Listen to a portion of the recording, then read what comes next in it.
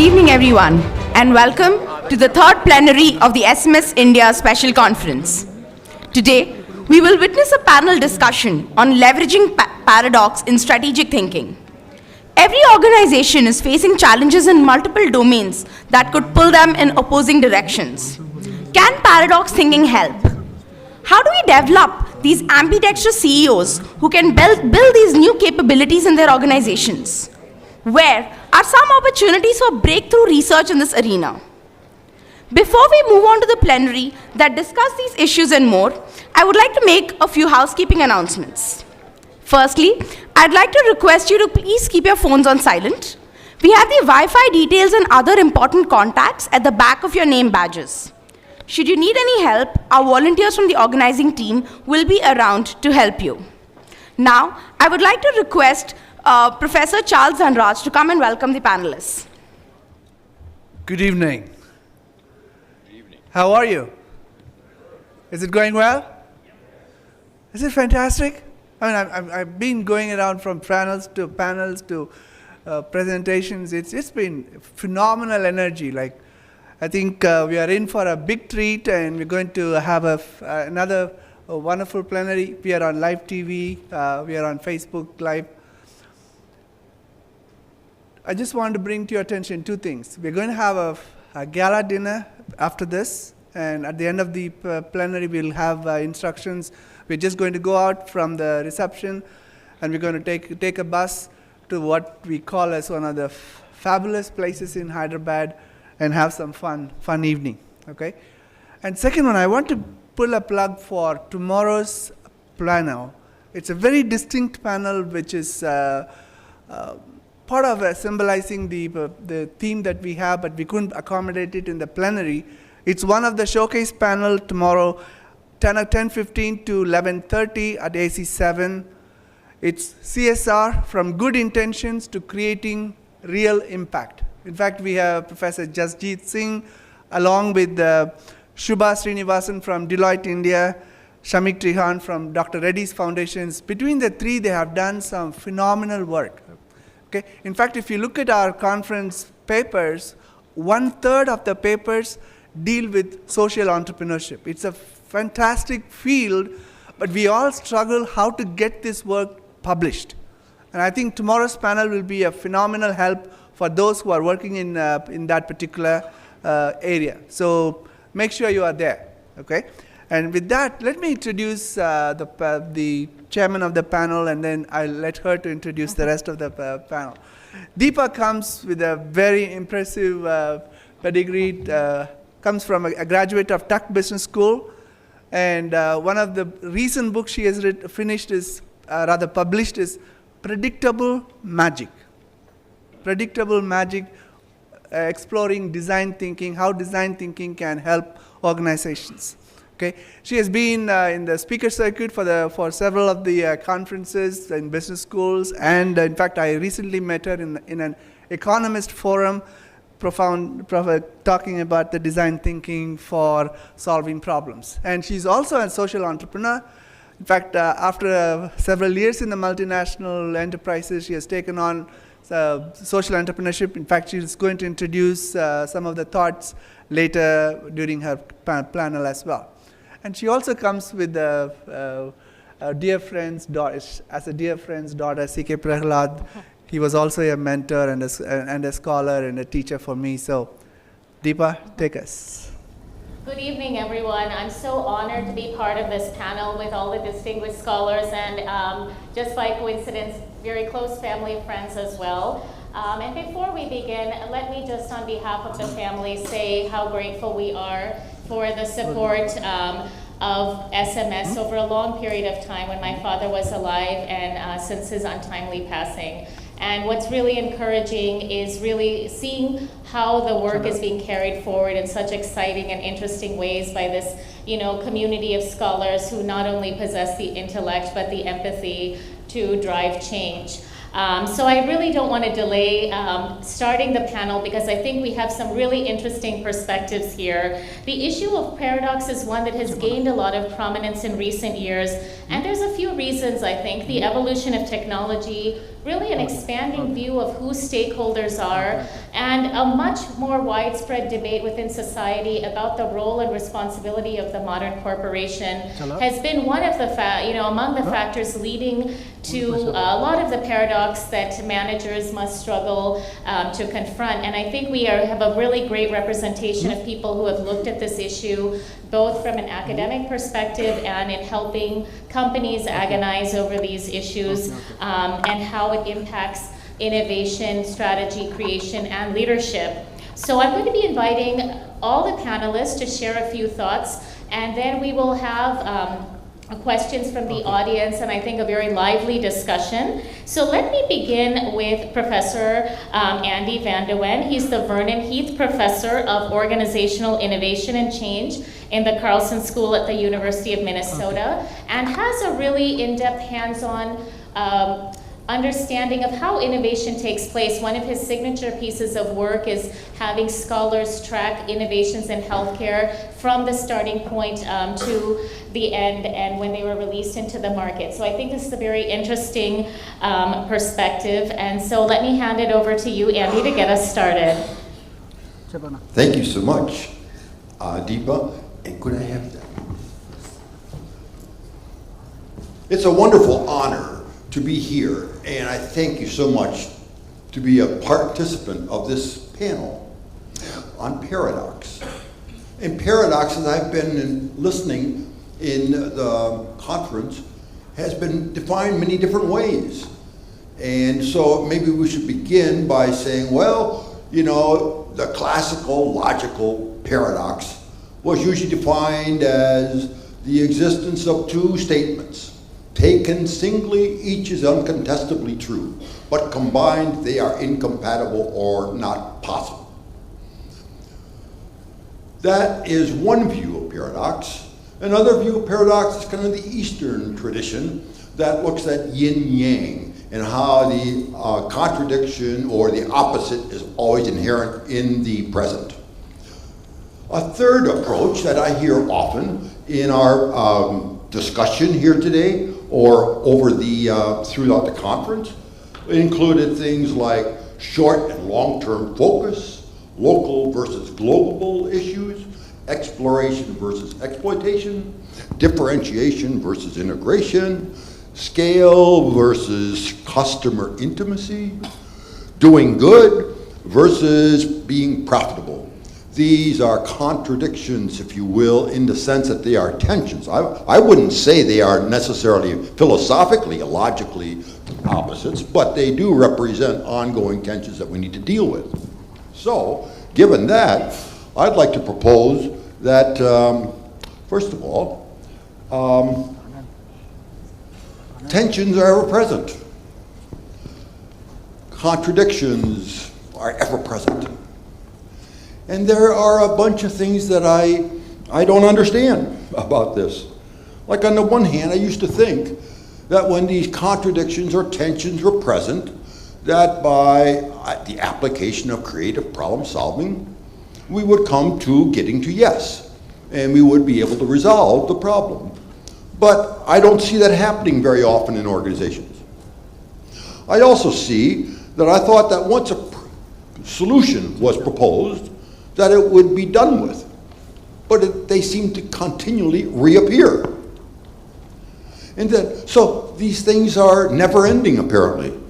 I also thought that top management strategy would direct an organization to a solution to a problem such as this.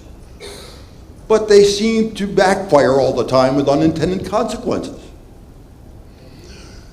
So I become very humble, quite frankly, in understanding paradox, even though I've been studying it for some 30 years.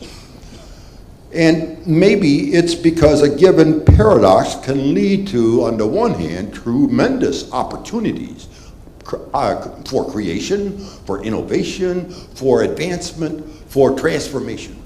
But at the same time, can also be a terrible situation that can produce self-righteousness, excluding one from another, take it or leave it, or take it or leave it, or get out of the country approach. In other words, a very harmful approach to the use in dealing with these paradoxes.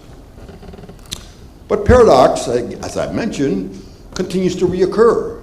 And so maybe it requires a learning process, something that begins to take a more longitudinal view of how paradox evolves. And that's what I'm proposing on this slide here. We might think of a spiral process over time in Hegelian process of thesis, antithesis, and synthesis that converges over time, spirals over time, perhaps to ever, hopefully, greater, better understanding of the phenomena in the first place. And if you look at this particular process model, you see that the Hegelian dialectical view of development is by leaps in spirals over time. Nothing is lost, but is preserved and advances to higher levels, at least if these syntheses produce some improvements in better understanding. Each temporary cycle is a nonlinear stage of divergence and convergence that produces a synthesis. Now, a new concept that is richer, presumably, than the one that was developed before, because it negates the ideas before that. That's the essence of a dialectical process of ongoing dialectical resolution of conflicts. This spiral process of evolution increases task complexity, doesn't it? If we think of it from the point of view of organization change and innovation, it transforms the idea of plan change to, of course, a dialectical process. And plan change always focuses on one singular, clear objective, whereas dialectics is always concerned with pluralistic, divergent points of view that need to be reconciled. So, given that this process is more complex, leadership, strategic managers need to become more complex as well. Because as you could see here by this chart, if you compare the dimensionality of leadership with the dimensionality of the task, we can say that the dimensionality of leadership should match the dimensions of the task, right? Because after all, unidimensional leadership of multidimensional tasks results in myopic behavior and blind-sighted outcomes. In other words, the bottom right-hand side of this chart, bottom. Whereas the upper part, capacity to address complex problems, increases with diverse views and pluralistic leadership that are valued and balanced. In other words, foresighful, adaptive, competent leadership. An elite structure, on the other hand, unidimensional, elite structure, squelches diversity and increases myopia. So you can see where I'm heading. What we need to start thinking about is a pluralistic theory of leadership. One that goes considerably beyond this notion of a central, clear, directed, focused CEO or set of managers. In fact, we might start thinking about, shown here, is 4 different roles that leaders might play in addressing paradox.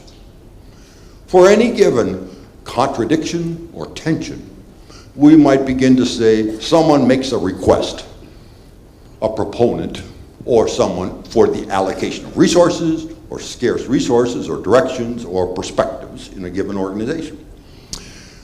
And from a paradoxical perspective, that proposal needs to be examined from multiple points of view. So we need critics that challenge investments, goals, and progress. Simultaneously, we need sponsors and mentors that provide allocation support and coaching and counseling for advancing that cause. And we need an institutional leader who sets the structure and settles disputes among the parties. Now, you can sort of see that seldom do we find in an individual the capability to perform all these roles simultaneously. So let's change the idea of leadership, not as something of a person, but let's talk about leaders as roles, functions that need to be performed in a given organization. And let's start thinking about leadership as pluralistic, distributed among different people. So we could talk about a top management or a managerial team structure where different individuals perform these roles. And so for any given kind of a situation, we would have a critic, a sponsor, a mentor, an institutional leader, and a request for a given proposal.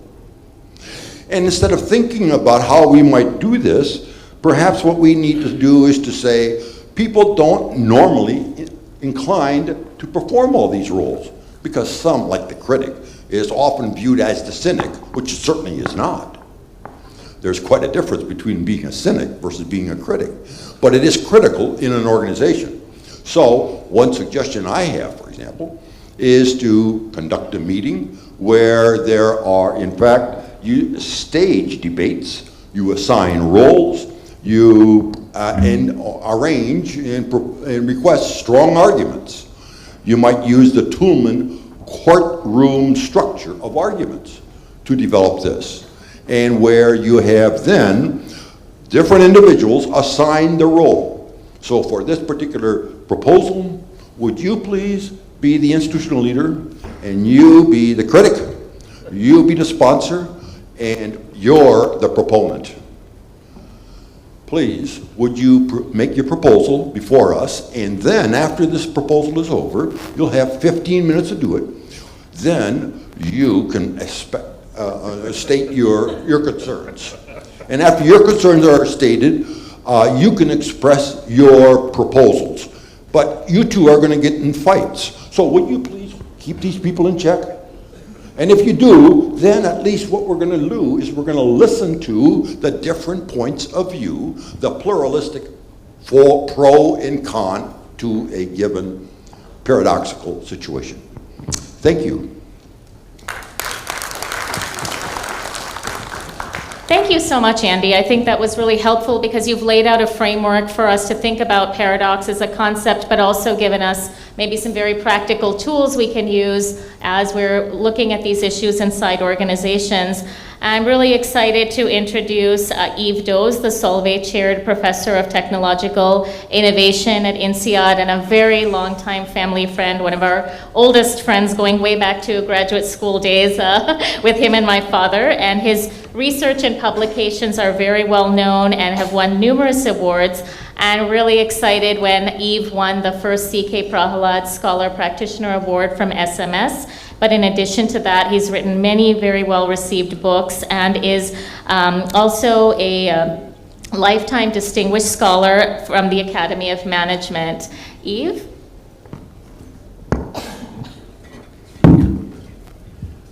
Well, thank you very much, Deepa, for this excessive introduction.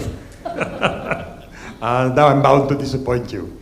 That said, I'm very happy to be here for various reasons. One Deepa mentioned, which in a way, I was here 10 years ago at a conference that C.K. Prahalad inspired, and I was a classmate and then a very close friend of C.K. and still of his family, so I'm happy to be here. I was also a close colleague of Sumantra Ghoshal at INSEAD, who was one of the inspirers of the creation of this institute. So it feels good.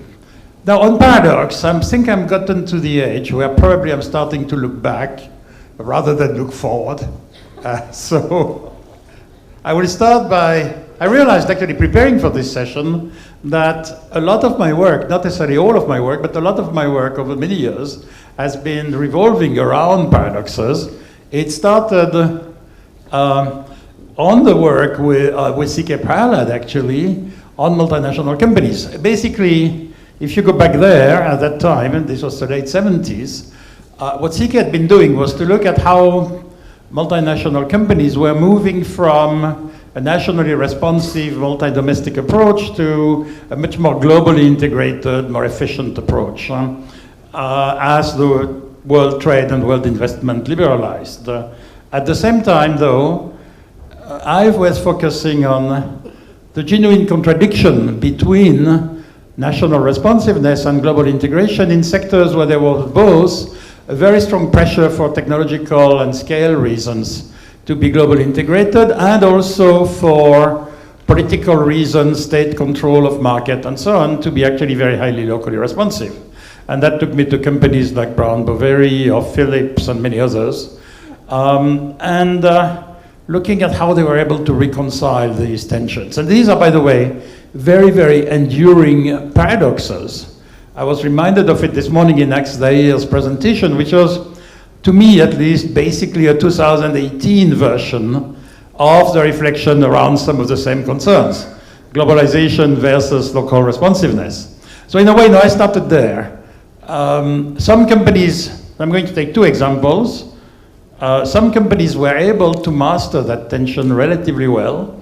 IBM, for instance, over the years. And IBM had a very remarkable way to do it, which I think is one of the lessons we can draw, which is really to decentralize, to say, in their case, it was client executives who were running the show. And client executives, very sensitive to customer needs, would decide the nature of the offer they could make to these clients. Some of these clients, by the way, were local. Some of these clients were global. So the configuration of client needs was also reflecting this global-local tension as well. But by radical decentralization, which they achieved a few years later, they were able to manage this. Some companies found it extremely difficult. I have Brown Boveri, which then became ABB in mind, because they were dealing with a mix of businesses which are very fundamentally different. Brown Boveri at the time was on the one side in small electrical motors, which was one of the first businesses where Chinese competition became very, very significant. And at the same time also in nuclear engineering, which was very much controlled by local governments for all kinds of safety, political, national defense reasons, and so on. So, contradiction, an attempt to resolve these contradictions, may be radical decentralization in some cases. I then looked into something else, which are strategic alliances, and there you could say there is always this tension between value capture and value creation.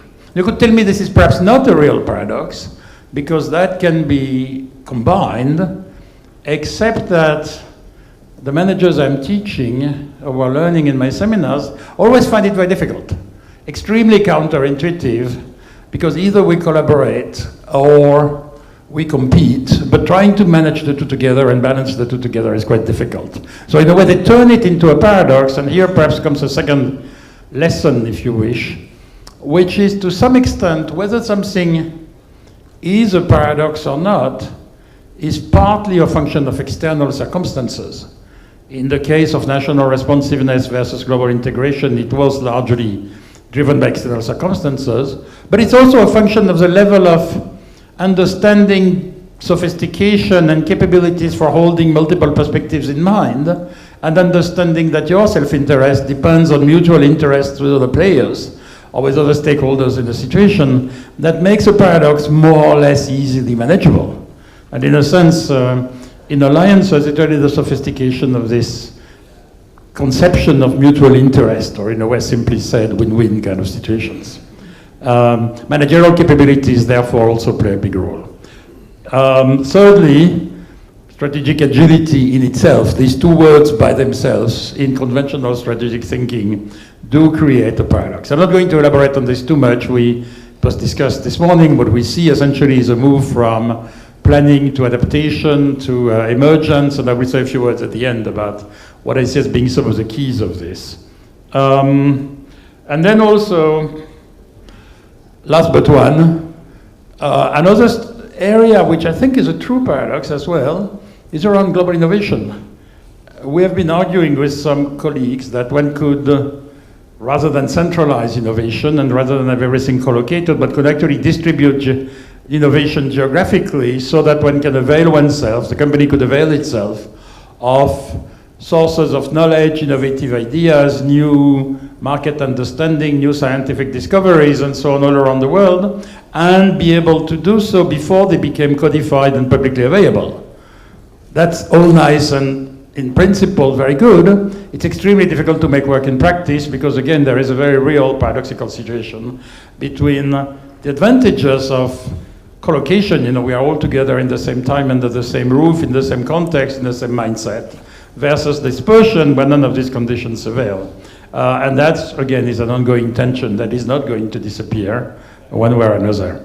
And then lastly, perhaps, but I won't have time to say much, and I'm just at the beginning of this, it was touched upon in this morning, I think, in Harbir Singh's panel, perhaps by Harbir himself, where he said, boards today in the US have more and more of a strategic role, and perhaps the strategic role becomes even more important than the more control-oriented fiduciary one. So there's an interesting tension there, or paradox, in the relationship between management and the board in public corporations, which deserves further investigation. I'm working on this research-wise today.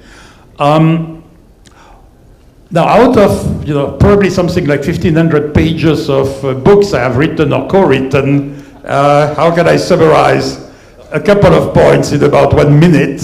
And I really want to leave you with 2 points, really. One is, if you can turn conflicts into paradoxes, or if managers can, and again, this is partly a question of sophisticated mindset, it's partly a question of experience. I remember vividly when I was a young student, I wrote a study on Hewlett-Packard, which at the time was very, very successful. I sat in some of their meetings in Geneva, actually, which was the international headquarters, and I was very impressed because they were able to make some very difficult and paradoxical decisions with ease, and in a sense almost naturally kind of falling into the pattern of differentiated roles and contributions and so on that Andy was referring to. So I was very, very impressed. I asked one of the senior most person there, how come you do this so easily? In other companies it doesn't work so easily. He told me, well, we have all been in Hewlett-Packard for long enough to each of us have been on every single side of this matrix organization. Therefore, we can understand and empathize with each other's perspectives. So you see, it's a question of experience, it's a question of intellectual sophistication, it's a question of emotional comfort, and perhaps also self-confidence. And the second point I want to make really here is to say, strategic agility is going to call increasingly on the ability to deal with strategic paradoxes for all kinds of reasons that, again, we have been discussing in the course of the past day already, and which have to do with complexity and speed and ambiguity around globalization versus non-globalization and so on. I may differ a little bit from what Andy was saying, essentially on one point, and that's the one I want to emphasize. It is not around proposal, I would argue. It is around premises. In other words, if you can, or if you can advise managers to do so, privilege dialogue over debate. The problem with a proposal is it usually turns into a debate where indeed there are critics and counter-proposal makers, and then it ends up usually in a win-lose kind of outcome. And therefore, I will grudgingly follow, although I don't agree, a dialogue where we start to sharing not where we want to go, where I want to go versus the others, but perhaps also where I come from and where each of us comes from is usually a more productive way. It takes more time, it's more difficult. It takes self-forbearance and self-control, but it leads to usually better and more wholesomely, if I can say so, wholesomely held decision outcomes. So think dialogue perhaps rather than debate. Now for dialogues to take place, you need norms of interactions, reciprocity, integrative incentives, and so on. So there's all element, again, of organizational design and organizational development which can support the capability to handle paradoxes or not. Let me just say a couple of words around research. In a way, paradox research follows, at least in recent years. Fanish Puranam was kind enough earlier this afternoon to remind me, although we did not call it paradox, we called it dualities at the time, that with some colleagues at INSEAD, we'd been there before. Thank you, Fanish. But right now, the paradox research has been following out of this ambidexterity work, out of the exploration-exploitation paradox. And it's interesting there that ambidexterity was a little stuck in structural, temporal, contextual attempts at solution before, and the person there to be congratulated really is Wendy Smith, before Wendy Smith and others started to dig into this again, and in a way unstuck the advancement of ambidexterity research by bringing paradoxes much more directly into the picture. And then it can also help us, and lots of my colleagues and our doctoral students at INSEAD, back to the question of social impact, have used paradox research or paradox conceptualization to study hybrid organizations. Let me close on making 9 words. If I look at where to go from now and where organizations can go, I would say, there are 3 T's and 3 V's. The 3 T's are really around, how do you create transparency? Not just transparency of accounts, not just transparency of performance, but also transparency of motives, transparency of purpose, transparency of personal like and dislikes, if you wish, and therefore we can better understand where people come from.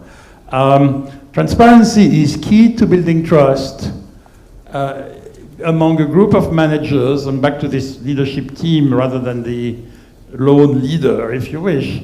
Transparency is key to building trust. Having trust allows greater diversity of opinion, diversity of demographics, diversity of cognition and cognitive processes and so on. And there is a virtuous circle there that, in a way, a greater diversity will bring better information, will call for more information, which will also call for greater transparency, mutual understanding and the like. So there is something there at work which can help develop these paradox handling capabilities on the part of teams. The other point I want to make is around what I call vision, values, and virtues, which is, just to say it in a word, there is a need to emphasize more values and to go beyond values and look at virtues as well. It's a kind of Aristotelian logic of phronesis, do the best you can for the good of the whole world if you can in your local situation, rather than pursue personal schemes or Machiavellian ambitions. So a notion of vision, values, and virtues. And then lastly, we're working with a colleague on a paper and some research on leadership for the 21st century, and again, 3 words. When we look at it, we say what is really important, said in academic terms, is metacognition, said in day-to-day terms, it's becoming streetwise everywhere, being able to understand multiple contexts, multiple situations, and multiple people. It's developing collaborative capabilities. This point I was making earlier about the ability to understand that your success depends on mutual success and on reciprocal success. And then lastly, the fact of gaining over time in resilience. If we look at perhaps the most difficult challenge for many executives today, faced with a situation which we all acknowledge is becoming less predictable, it's its ability to be resilient. In other words, to learn from failures, not to be turned down, not to be kicked down, or to stand up again and try again. Now, resilience is built over time. It's built over time by, in a sense, facing challenges which are difficult enough to learn from, not so difficult that they will kill you. Thank you.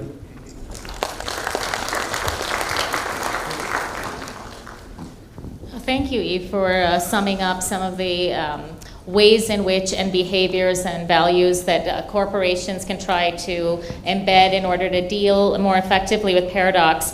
I would like to also now next introduce Phil Rosenzweig, who's a professor of strategy and international business and the co-director of the transition to business leadership at IMD. His areas of expertise include strategy, firm performance, and organization design. He's also the author of a very well-received book called The Halo Effect, which probably explains my presence on this panel as a non-academic. So, Phil, please go ahead. Okay, thank you very much, Deepa. It's wonderful to be here, and thank you for the invitation. When Charles invited me, he said, would you like to be on a panel called Leveraging Paradox and Strategic Thinking? And I said yes, and then I figured out, as Andy did, well, then I better figure out what a paradox is. If we're going to leverage it, we should know what it is. And so, a little bit like Andy, I went back to some of the ideas about paradox, and I'm going to take the, I think maybe the conventional view that it's not the same as a contradiction or a trade-off or a tension or duality or all these things that we know a lot about. And Andy mentioned a few. We were in a field where, you can go back to Lawrence and Lorsch 1967 talking about differentiation integration, or Yves' very influential work with CK about global responsiveness and global integration, local responsiveness. But I'm going to say that we're looking at something that goes beyond that. What distinguishes a paradox is that it seems to contain its own negation. It seems to contain an opposite. And for that reason, there's an element of surprise, there's an element of puzzle. We often scratch our heads, we find these things amusing, and they're very interesting to look at because they seem to be interesting nuts to crack. For example, you hear somebody say, I feel most lonely when I'm in a crowd. Oh, that's a paradox. You think, well, I'm around people, I shouldn't feel lonely, but that's when I feel loneliest. And I've listed here a few more. But where do we find them in the business world? Well, there's a long list of them, and I'm glad to say that in the day and a half I've been at this conference, I've heard of a few more. There was one I heard this morning. I thought it was very, very nicely done. I was at a session that talked about the paradox of diversity. And the idea here was that you would imagine that in an organization that has been very good at bringing gender diversity into top management, you would expect perhaps the entire organization is good at gender diversity. And the answer is that's not the case. That's a paradox. Why is it a paradox? So what the researcher here did is said, well, here's a few hypotheses of why we might see very good gender diversity at top levels and not throughout, and went with her colleagues to test various reasons why. I thought that was terrific. But for our purposes, let me mention a couple paradoxes that I think are absolutely central when it comes to strategic management. And the one that we probably all know, but to me is a classic paradox, is Joseph Schumpeter's idea of creative destruction. Why is that a paradox? You would imagine that in a healthy economy, companies are profitable. And when companies are profitable, the economy is healthy. Yes, to a point. But what he also said is that in order to make progress as an economy, it's important for some companies who fail to die for those resources to be stripped, recombined in new organizations, hence the creative part of creative destruction. And for that reason, societies or economies that try too hard to prop up failing companies, there's lots of examples around the world of propping up failing companies, harm the economy. That's an important paradox. There's a corollary to that when it comes to employment, and you see this at the national level. We all want people to be employed. Very naturally, some governments say, well, let's take measures to make it hard for companies to dismiss workers, to lay workers off. Sounds good, and I'm not saying there should be no restrictions, but the paradox is that when you have countries that enact policies to make it hard to lay workers off, you also provide an impediment or a disincentive for companies to employ in the first place. And therefore the paradox is some of the countries that have the least strong regulations to guard against job loss are actually the best at job creation. While I'm at it, I'm going to mention one more that I think is extremely germane, and I've heard mentioned in passing for the last couple days, but is truly a paradox as well, and that is Clay Christensen's original ideas around disruptive technology that he wrote in 1997 in The Innovator's Dilemma. What inspired Clayton was seeing how companies that were very successful in one generation seemed not to be successful in the next, and what was the reason for that? And he said, I don't believe that those managers suddenly became stupid or arrogant or lazy. I think something else is going on. And as he looked at it more closely, seeking explanations of why incumbent companies may miss new technologies, he said it's not because those companies were badly managed. The paradox is they were well managed. And being well managed led to their failure. Why? Because they were very concerned with today's customers. That's what they're supposed to do, right? But by being concerned with today's customers, they didn't see what might be emerging customers for a next technology. They were concerned with today's profit margins, but by guarding today's profit margins, they weren't open up to speculative or perhaps low probability technologies that ended up being successful in the future. So we see some of these in business and in strategy. Let me mention two more that I think are very important. Well, one, of course, is this notion of creative destruction, and I think all the empirical evidence suggests that today, in our age, and I'm not sure this is the age of paradox, it's an age with paradoxes. I think every age has its paradoxes. But today, it's quite clear from all the empirical evidence I've seen that the lifespan of companies is shorter, that high performance regresses more quickly. It's very hard to have sustained high performance for a whole host of reasons. So this is important. But let me mention two more paradoxes that I think are important, especially in an Indian context. One of them, and I hope we will hear from Deepa on this, is the work of her father, C.K. Prahalad, on the fortune at the bottom of the pyramid. This is a truly paradoxical idea, because logically you would imagine, well, when customers have deep pockets and can afford a lot, gosh, that's the place where I'm going to be able to sell at high margins and make a lot of money. True, but don't imagine that the opposite is necessarily the case, that when customers are impoverished, there's no way to make money. In fact, as he described, there are very good ways that companies can provide value to bottom of the pyramid customers and themselves make money. So that's an important one. The last one I'll give you on this topic, also I learned about in India because I was spending some time working with ICICI Bank. And what I was told at ICICI Bank was that the average size of the transaction that they would deal with, whether it was a deposit, a withdrawal, a credit card transaction, a loan, whatever it may be, that the average transaction was much smaller than the average transaction for many leading banks in the West. And because it was smaller, they had to become super efficient in processing transactions, which meant that they had to be even more advanced in the application of technology than companies in richer countries. And this is a paradoxical notion, because you might have imagined that, well, less developed country, less use of technology. They said it's exactly the opposite. It's because the transaction size is small that we need to use more. So what I'm trying to do so far is say, I think, let's be clear on what paradoxes are, although the other topics are important too. Let's try to understand where they exist in the business world. Let's try to understand some that are very prominent today. And then, this is the last piece I had about the transaction size, but then where do we go from there? So here's just a few implications for strategy. I hope we'll have time to say a little bit more. But one of them comes back to this idea that as much as in our hearts we would love to have sustained competitive advantage, managers want it, professors want to tell you how to get there, and so forth. Not only is there no formula, not only has there never been such a formula, but I think the imperatives on managers today push us even more towards needing to go away from those long-term planning decisions and more to think about short-term success. And here the paradox is that what may appear in retrospect to have been a successful long-term strategy may really have been nothing more than a series of short-term successes.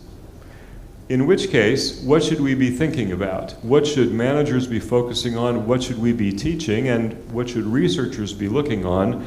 We've spent a lot of time in the field talking about strategic planning. There was a journal, I think, called Long Range Planning. I think the idea, you read it now, you say, my gosh, what do they mean? What's long range planning? But we're talking much more now about things like agility and the ability to pivot. Yves mentioned the panel that was on this stage this morning. I was in the audience too, and I certainly leaned forward when Sri Rajan from Bain talked about pivot and agility, and I thought, maybe the answers are there. But really, he just restated, I don't mean this as a criticism, he just restated the questions. He said it's easy to talk about pivoting, it's very hard to do. It's easy to talk about agility, how do we really make it happen? So I'll just close on one word. I think these are not only important ideas for practitioners, they're important ideas for researchers. And my plea to researchers, and I believe we have a lot of researchers in the audience and even many young doctoral students or junior professors, I'd love to see more research on this, and let me give you this caution. It is very easy to look at a successful company, select the company on the basis of its success, and imagine that, oh, well, they must have been agile. That is an attribution after the fact. The problem is, not can we infer agility after the fact, it is can we identify it, define it, operationalize it, and see it in real time. If you cannot do that, and I don't believe it's being done very well, correct me if I'm wrong, what we often have are a series of stories to explain or rationalize why companies were successful, which is entirely different than understanding what the true drivers of success may be. Thank you.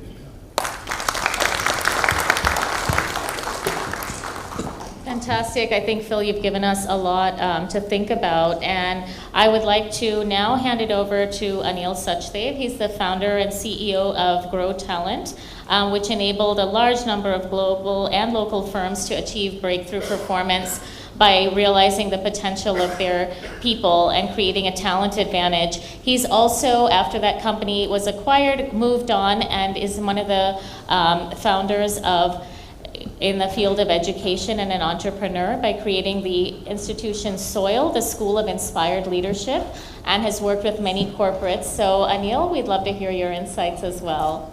Thank you. We were involved in succession planning for the Tata Group. And I was, at that stage, Mr. Ratan Tata was the chairman, and we were to help him to select the CEO for Tata Steel.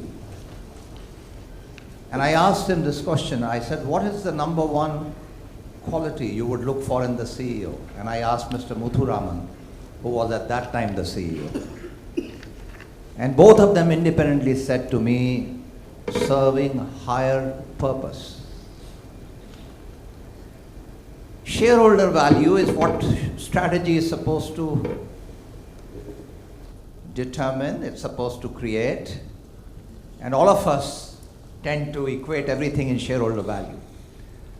But the biggest paradox is that even though we talk about the role of a CEO as being one of creating value for the owner, the O in CEO, and of course creating value for customers, which is the C in the CEO, and also the employee, which is the CEO. But I think the higher purpose tells us to go further and says customers and the community, employees and the ecology. And this aspect of O is not just the owner, is everyone owning to the business. When all stakeholders create that sense of oneness and serve the well-being of all, organizations become institutions which are admired. And I like to propose that the higher we go in terms of purpose, the more we would serve well-being.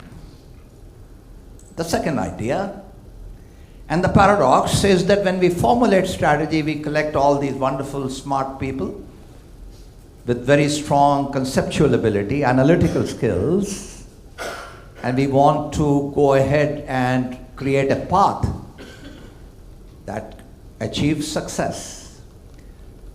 But a lot of this, what we have found in working with large companies, including the recent work we did with a large telecom company in creating their global strategy, was that we actually have to create a design team that has both the masculine and feminine energy. So we must have not only a cross-functional and cross-locational and cross-hierarchical team, but it also ought to be cross-attitudinal. We must welcome the cynic in the team. And in the true principle of design, we may pay attention to what truly matters to people. And this aspect in the design team, I like to say that when we are formulating and crafting strategy and which is being co-created, as it is emerging, I think attention has to be given to the whole process of saying, it's almost like when a caterpillar is getting transformed into a butterfly, there are a group of cells which begin to resonate together, and scientists call them imaginal cells. So it's as if this design team is imagining and co-creating the future because it truly understands what matters to the stakeholders. And so there is this interesting paradox between all our net present value calculations to determine strategy. It's about then finding out what truly matters. The third point, which I wanted to say, is that we come out and we present to our leadership team that these are the strategic choices, these are the kind of things on which we would like to allocate resources, and everything looks very good in terms of something that we have figured out. But when we begin to really live the action, very often we find that it does not really arouse the hearts of people. And so, a lot of thinking that we have done fails because we have only keep putting attention on hurdle rates. And that's the paradox. We are not really understanding that the most crucial thing is to what extent would it arouse the people who are going to take ownership to implement it. And so there was a CEO with whom we were working in a large insurance firm, and he took 82 slides to prepare his strategy, which he wanted to share with his top 100 people. And I asked the CEO, can you put it in one slide? And it was a real struggle to simplify it to one slide. But I said, what will arouse the hearts of people? Do you have your roadmap in one slide in which every word would be a call for people to move? Do we have the capacity for our strategy to arouse the hearts and minds of people? And the last point I just want to make here is that, you know, a lot of times large organizations, including some of the biggest ones, their leaders fail them because too much focus is on measuring performance in terms of goals, metrics, and measurements.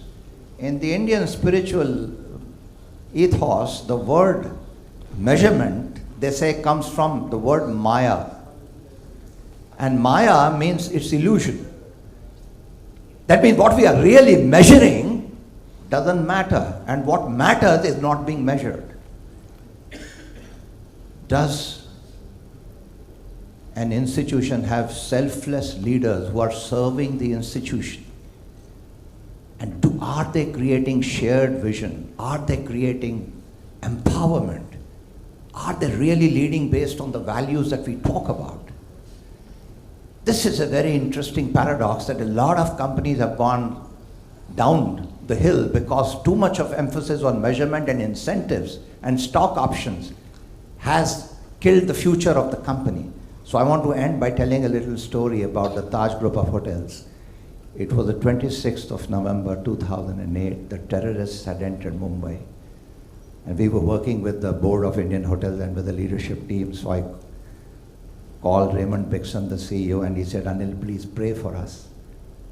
I called Karambir Kang, who was the general manager of the hotel. He said, Anil, please pray for us. So all night we were praying for them. And early morning I took the flight and went to the President Hotel. And we were with the leadership team that was there.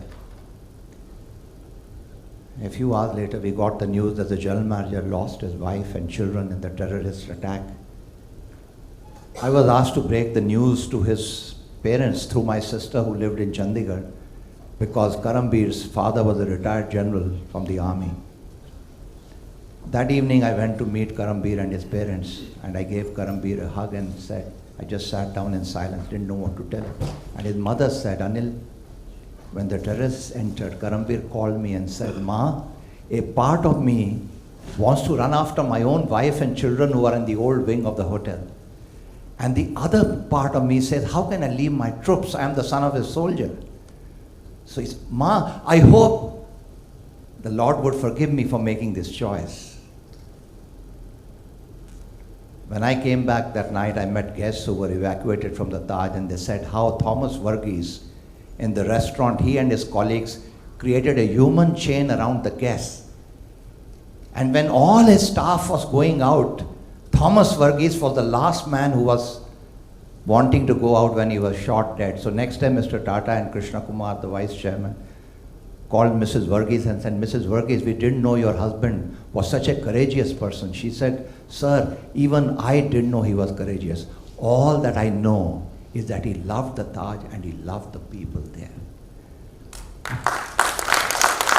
What kind of leadership is this, which is building that institution? What kind of strategic thinking is this that gives people this sense of ownership? So that's the last notion I wanted to tell you. The strategy is done by people who deeply care. And so thank you very much for listening. Thank you.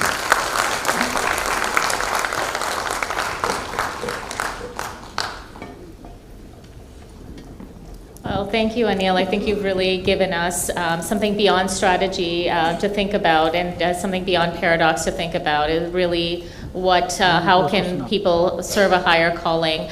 I know that we've had a very interesting and a big variety of viewpoints represented. So I would like to open it up to audience questions. And if there's any particular panelist you're directing your question to, please say so. And please try to keep your questions brief so we can keep as much time as possible for everyone to have their questions heard.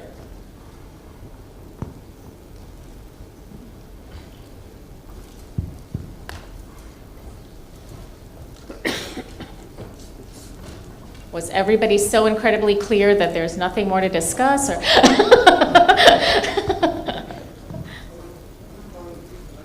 I think I'll call on you next. I'm sorry, there's somebody just behind you who's... Good evening, everybody. I'm Swati. I'm a second-year doctoral student. I'm a second-year doctoral student at IIM Ahmedabad, so I'm just entering my research phase. My question is to Professor Yves Doz. I am a big fan of your work, and I believe in, I read your book, Fast Agility, and so in the context of paradox, when you talk about technology and firms, and you suggested that firms which are driven by technology, they probably should not have a long-term strategy, and there's a paradox whether to have a short-term strategy or a long-term strategy.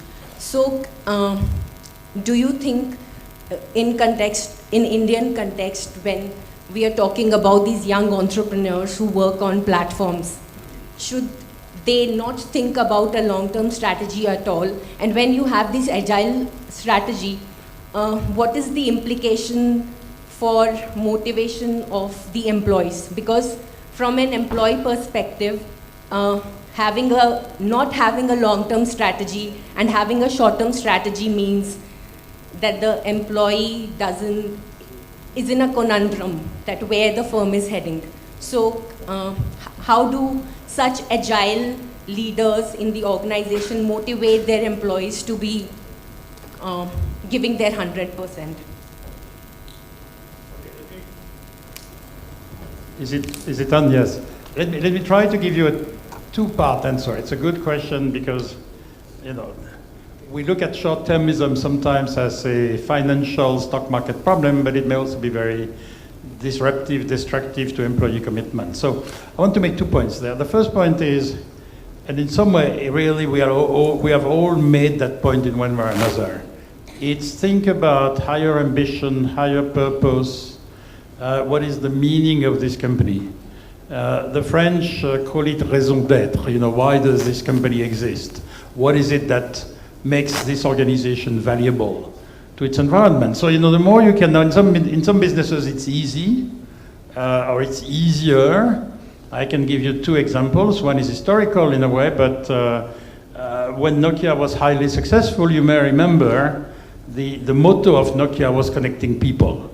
And the idea that was argued internally very convincingly was to say, mobile phones are a tool of liberation for farmers, for public opinion, for independent thinkers, and so on. So that's one. A more recent one is I'm currently researching a company in Morocco, which in a nutshell wants to bring the green revolution and intelligent farming to Africa. And they also say, we can, by doing this, solve the overpopulation problem, solve a lot of the migration crisis, and solve the problem of basically producing enough food for the world by 2050 and beyond. So you can see, in some cases, it's easy to have a very lofty purpose. In some other cases, it may be more difficult, but think more ambition and purpose rather than strategy. The second point I want to make, I'm going to borrow this from something I heard last week at another conference in Bangalore, from the CEO of Mindtree. And he had a very interesting formula. He said, we do a lot of strategizing, we don't have a strategy. And part of the challenge there is to say, don't think short term, think about multiple futures. Now, scenarios are a tool that has been widely used now for a few decades. There are other tools around foresight, around trying to imagine potential futures. So in a sense, the vision in the future is there. And when surprises come, they are not devastating surprises because typically, somehow they have been thought about or they have been considered. So the more you can create a context which is basically projecting itself into the future, and the more you can create an ambition or a purpose and intent which is value-driven and which is also projecting itself into the future, it seems to me that should allow to overcome this risk of employee disorientation or demoralization you were describing. Does anyone else have any thoughts on that question? Okay, yep. Go ahead, you can make. The question is to you, Anil. Is it possible that serving a higher purpose is creating a value for shareholders? Is it practically possible? How it is practically possible serving higher purpose versus creating a value for shareholders? Yeah, so I'm trying to understand your question. So how can you do both at the same time? No, his question is how to bridge the gap between the reality and theory, keeping in you the ground realities. And whatever message you have delivered to our minds, in fact, practically it is not becoming possible in Indian circumstances. How you can make it practically? So, I think the answer to how is yes. Because a lot of time when we keep saying, how do I do it? It's because we ourselves are not taking responsibility for that notion. So when we say, the only answer to that I say is the answer to how is yes and yes. The shareholders only will think about to make a money. You see, shareholder value is a result of pursuing a certain purpose. That's the reward you receive at the end of leading an organization in a sustainable future that you're creating. So it's a consequence, it's not what you chase. You are trying to serve society, the reward of which is that you get the financial reward, but you don't start with that in mind.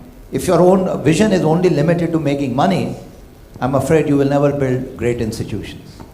Can I add something to that very quickly? I think one of the things that we can actually now look at this mission of combining profit and purpose from a place of faith. Since 1990, that time 35% of the world's population was in extreme poverty. Today that number is 10%. So billions of people have moved to a place where they can make choices and they can do things that they could not do before. And I think what tends to focus when we look at the emergence of technology and everyone having a smartphone is we tend to always look at the cost of communication is going down. What's also happened in the same time is the cost of learning has gone down. We don't have to guess at the preferences and attitudes of people who don't look like us. We can ask directly if we care enough to do so. And we don't have to now build it and hope people will come. There's a lot of de-risking that's happened because there's a global payments infrastructure in place. And also with changing consumer attitudes, people do tend to favor and stand behind companies that are willing to make a sincere effort to serve two purposes, right, of profit and helping society. So I think some of these are really self-imposed constraints. And I would say that looking for knowledge only from other companies or even from other industries is very limiting. And I think when my father was looking for an answer to that exact question, he didn't look only at corporates. He looked at extracting the learnings from social service organizations that are doing amazing things. All of that knowledge is not going to come from corporate structures. You have to look beyond that at the people who actually are serving society now. What can we learn from them that can then be pulled out and extracted? So India is full of organizations that do a lot of amazing things, and we should actually look at incorporating those learnings, and we might get much more interesting structures. The Golden Temple, great example, right? If you look at what they do in management terms, it's quite interesting. So they had an amazing article in the New York Times. a few years ago. So they feed 80,000 people per weekday, free of cost, and about 100,000 every weekend. So that means over the course of the year, they're feeding 37 million people. The UN High Commissioner for Refugees feeds 34 million people a year, and they've won the Nobel Peace Prize twice. But they only have 450 full-time employees. So really look at what they're doing. How many corporations, however sophisticated, can say on any given day, I don't know who my customers are. I don't know who my employees are, but I can offer the same quality of customer service 24 hours a day, and I've done it for a few hundred years, by the way. So that's exactly what organizations of today are struggling to do, right? They have to be adaptable, they have to be inclusive, they have to inspire, and they have to deliver. So we should take a much broader lens. I'm happy that many of the case studies brought attention to people who are doing these things, but there are many more that are waiting to be discovered, and there are many more that are being created today as well. Any other audience?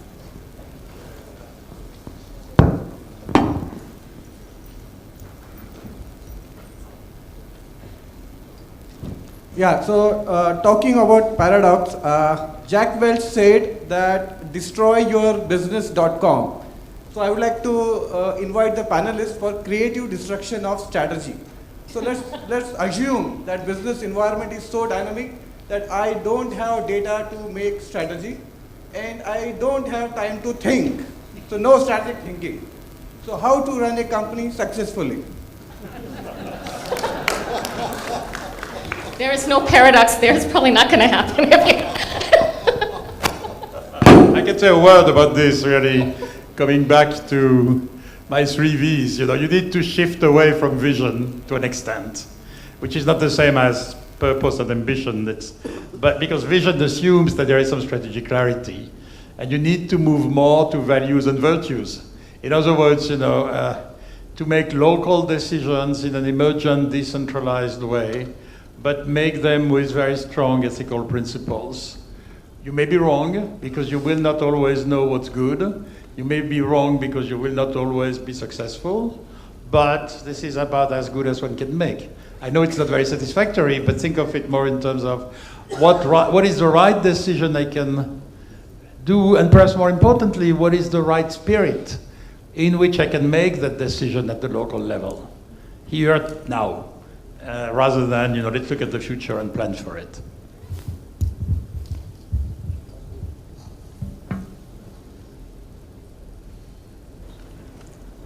Other questions from the audience?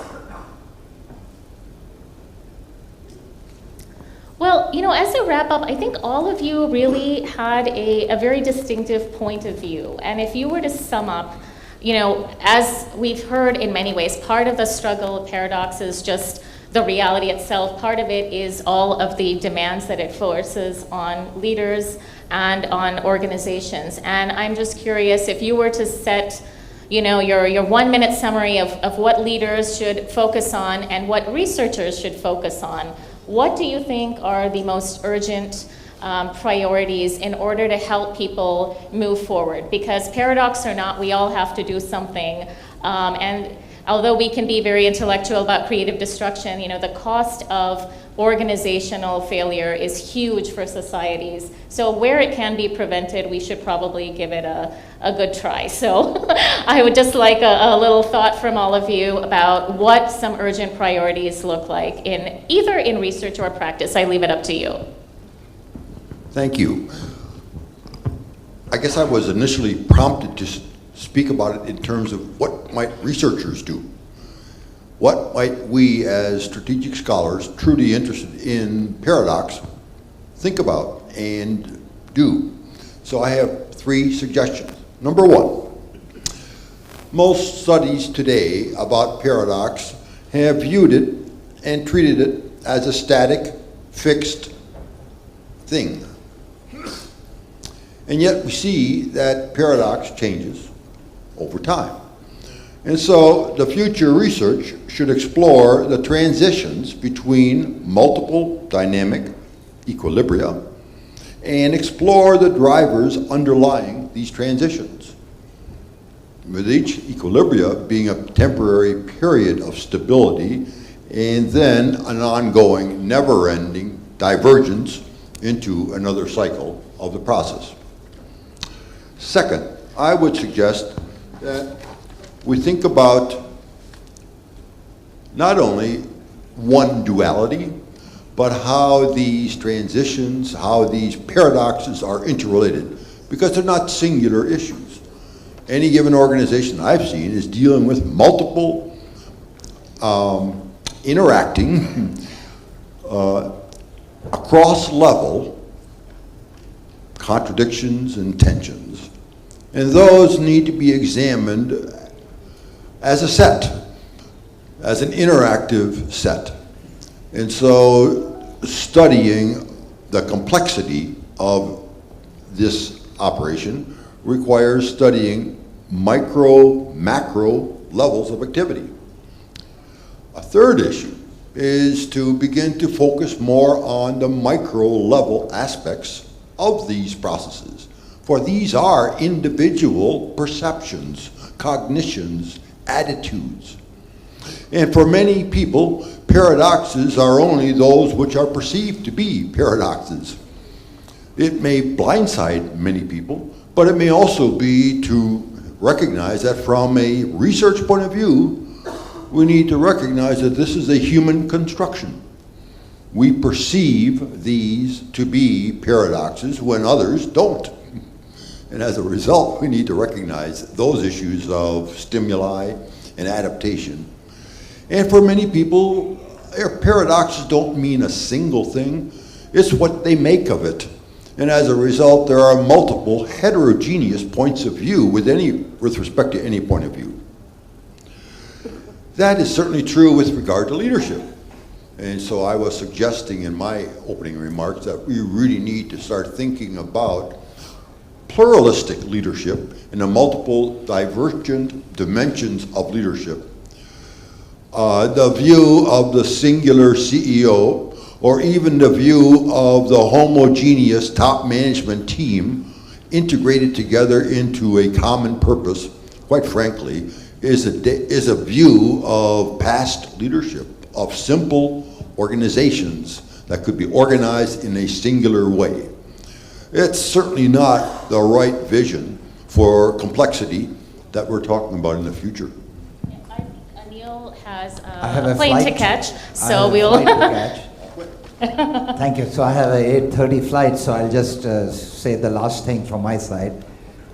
I think if the CEO takes the responsibility of getting the right people convened around the right questions and gets out of the way, there's a better future that's possible. So I like the notion of the CEO being a social architect to convene the right people around the right questions. That is what I would say. Thank you very much.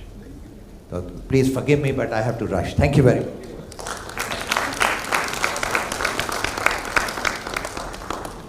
Yves, I know you have a similar predicament, so okay, okay.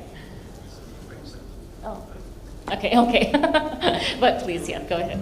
Well, I will be very, very brief and just evoke another important paradox, which is really emanating from the work of Tversky and Kahneman and the famous think fast, think slow duality. And the paradox, if you wish, is when you're under pressure to act fast under complex circumstances, you may need, and that's a message really more perhaps for executives and academics, but you may need to take the time to think slow, which is not at all natural because the tendency is to rush into action.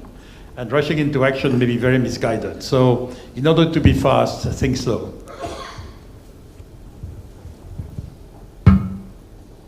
So a final paradox I'd like to leave you with and final thought is increasingly I like to think at three levels. I like to think at an overall level about our society and the economy.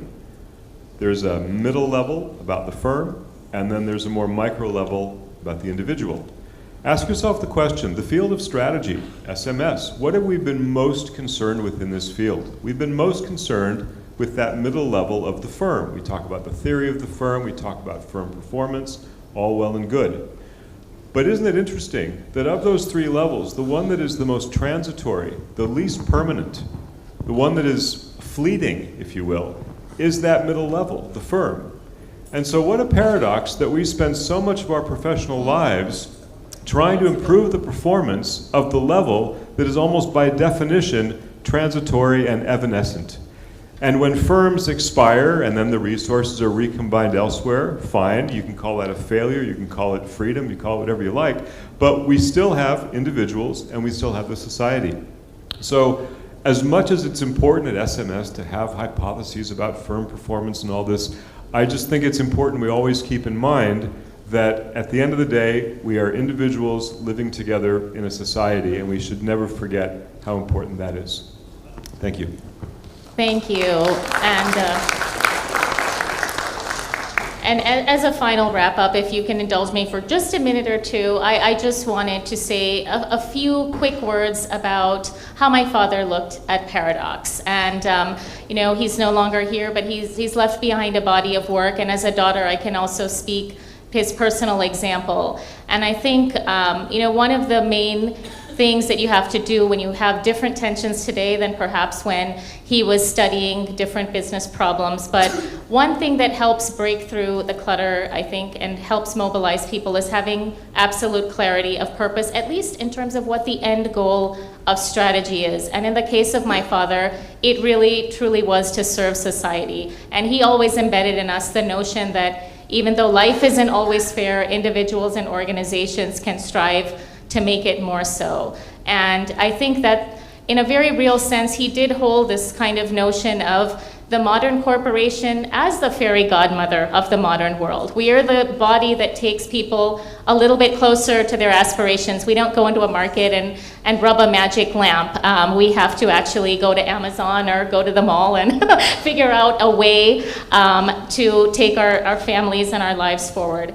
And the other thing that he really focused on is when you have competing tensions and a lot of different issues to contend with, he always elevated the discussion to the level of aspirations and as a way of mobilizing people. And that's seen in both his academic work and I think a lot of his evangelical work in places like India. So things like strategic intent, helping companies articulate a goal, stretch goals. You know, India at 75, which is a vision for India's development. Today, there's an India story to talk about, but even when I was studying economics, there were a lot of articles by Indian economists talking about the Hindu rate of growth, 3%. That's what we're consigned to, that's what we can expect. But I think he really always talked about aspirations outstretching resources, which was unusual for a couple of reasons. He never relied on a quantitative argument. He was actually comfortable enough to talk about the human and emotional side at a stage when especially academics from India or anyone who looked different really sought to make their name by using very heavily quantitative methods. He really talked about the story that connects all of us, that speaks to everybody who ever left their village to go to a big city, or every immigrant who packed their bags and went somewhere else to make their name, and he wasn't afraid to talk about those issues.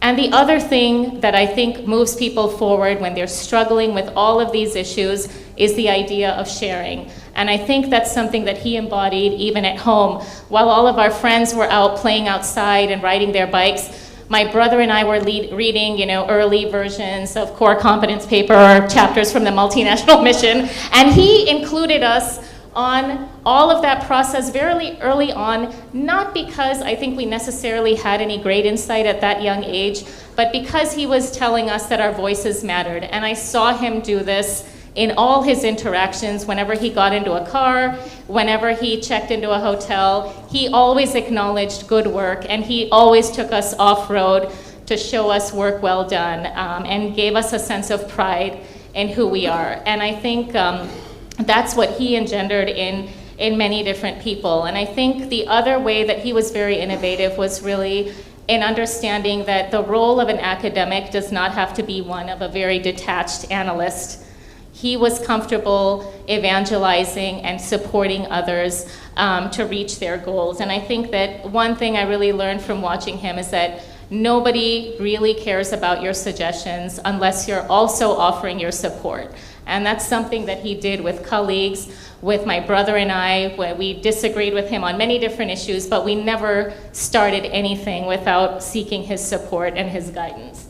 And I think that's what leadership is about. And I think when we're talking about a VUCA world where the tenure of the CEO is shrinking and the life cycle of products is shrinking, we now have to really start looking at inclusion not as a philosophical point, but as an insurance for all of us. And we all are trying to pursue an entrepreneurial path, which means we'll have a lot more rocky way to getting to where we need to be. So we need to develop options and respect one another. And I think that's what he always left us with. And whenever we faced all these complex issues of how we should spend our time or resources, he had a great question that he always posed to us: who would be better off because of this work, as a way of setting priorities. And that is one thing that has always stuck with me. So I wish all of you the very best, and I'll look forward to keeping in touch with many of you. Thank you.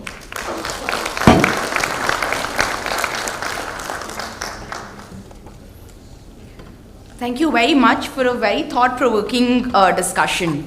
I would now like to invite Professor Gunita Vasudeva to present the mementos to our esteemed panelists.